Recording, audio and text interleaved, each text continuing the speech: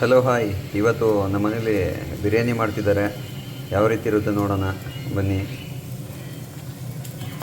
ಮೊದಲು ಅದರದ್ದು ಖಾರಕ್ಕೋಸ್ಕರ ಎಲ್ಲ ಐಟಮ್ನ ಕುಯ್ಕೊಂಡು ಕಟ್ ಮಾಡಿಕೊಂಡು ಒಗ್ಗರಣೆ ಹಾಕ್ತಿದ್ದಾರೆ.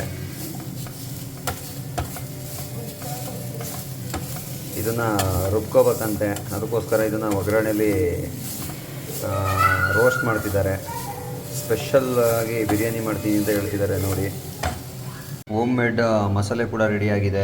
ಇನ್ನು ಅಗತ್ಯಕ್ಕೆ ತಕ್ಕಂತೆ ಈರುಳ್ಳಿ, ಟೊಮೊಟೊ ಮತ್ತು ಸೊಪ್ಪು ಕೂಡ ರೆಡಿ ಮಾಡಿಕೊಂಡು ಇಟ್ಕೊಂಡಿದ್ದಾರೆ. ಬಿರಿಯಾನಿಗೋಸ್ಕರ ಚಿಕನ್ನ ಮ್ಯಾರಿನೇಟ್ ಕೂಡ ರೆಡಿ ಮಾಡಿದ್ದಾರೆ. ಅದಕ್ಕೆ ಸ್ವಲ್ಪ ಚಿಲ್ಲಿ ಪೌಡ್ರು ಮತ್ತು ಸಾಲ್ಟ್ ಕೂಡ ಹಾಕಿದ್ದಾರೆ. ನೋಡಿ ಯಾವ ರೀತಿ ಇದೆ. ಆಗ ಫ್ರೈ ಮಾಡಿದಂತಹ ಮಸಾಲೆಯನ್ನು ರುಬ್ಕೊಂಡಿದ್ದಾರೆ. ನೋಡಿ ಕಟ್ ಮಾಡಿರೋ ಟೊಮೊಟೊ ಹಣ್ಣು, ಈರುಳ್ಳಿ ಅದನ್ನು ಎಣ್ಣೆಲಿ ಹಾಕಿ ಸ್ವಲ್ಪ ರೋಸ್ಟ್ ಮಾಡ್ಕೊಂಡಿದ್ದಾರೆ.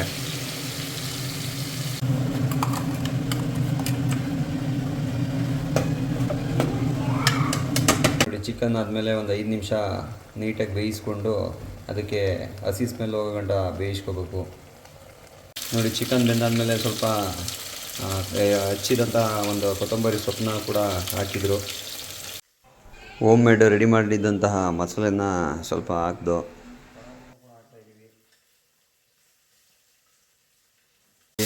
ಈ ಬಿರಿಯಾನಿ ಮಾಡೋ ಟೈಮ್ಗೆ ಕರೆಂಟ್ ಕೂಡ ಹೋಯಿತು. ಟಾರ್ಚ್ ಹಿಡ್ಕೊಂಡು ಬಿರಿಯಾನಿನೇ ಮತ್ತು ಈ ಕಡೆ ಫಿಶ್ದು ಫ್ರೈ ಕೂಡ ರೆಡಿ ಮಾಡ್ತಿದ್ದಾರೆ. ಚೆನ್ನಾಗಿ ಬಿಸಿನೀರನ್ನ ಸಪ್ರೇಟಾಗಿ ಕಾಯಿಸ್ಕೋಬಿಟ್ಟು ಅದನ್ನು ಕೂಡ ಬಿರಿಯಾನಿ ಒಳಗೆ ಹಾಕೋದು. ಒಂದು ನಿಂಬೆಹಣ್ಣು ಕೂಡ ಹಾಕಬೇಕು. ನಿಂಬೆಹಣ್ಣು ಯಾಕೆ ಹಾಕಿದ್ರು ಅಂತ ಅಂದ್ಕೊಂಡ್ರಾ, ಅನ್ನ ಏನೋ ಹುಡಿಯಾಗಿ ಬರ್ತದೆ ಅಂದ್ಬಿಟ್ಟು ಏನೋ ಸ್ಪೆಷಲಾಗಿ ಹಾಕೋಣ ಅಂದ್ಬಿಟ್ಟು ಹಾಕ್ತಿದ್ದಾರೆ ನಿಂಬೆಹಣ್ಣ.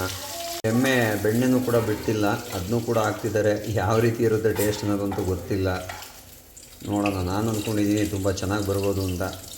ಲಾಸ್ಟಿಗೆ ಯಾವ ರೀತಿ ಇರುತ್ತೆ ಅಂತ ಆಮೇಲೆ ಹೇಳ್ತೀನಿ. ಇನ್ನು ಈ ಬಿರಿಯಾನಿಗೆ ಸೈಡ್ಸಿಗೋಸ್ಕರ ಫಿಶ್ದು ಒಂದು ಫ್ರೈನ ಮಾಡ್ಕೋತಾ ಇದ್ದೀವಿ.